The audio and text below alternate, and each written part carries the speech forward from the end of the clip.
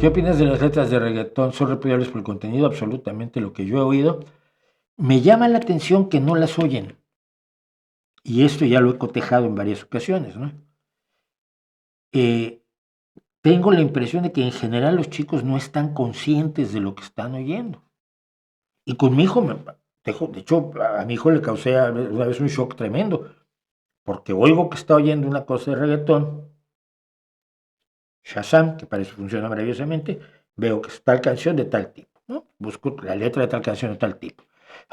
Absolutamente denigrante para las mujeres, eh, que no solo que no es hipersexualizarlas, que yo no tengo nada contra el sexo, eh, pero sí humillándolas y reduciéndolas solo a eso, eh, y además te mato y te meo la cabeza, y unas cosas así, de violencia un poco.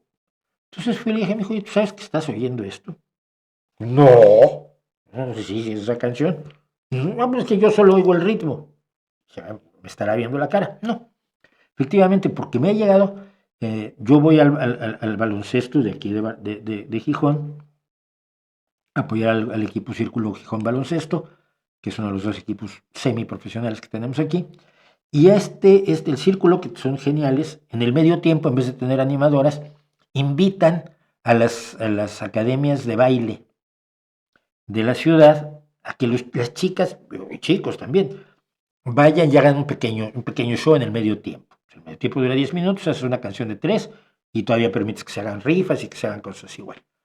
Eh, y bueno, las chicas pues hacen baile moderno, ¿no? Hacen baile actual. Y oyes algunas letras y ves que están bailando las niñas de 8 años y dices tú, no, esto no es precisamente correcto.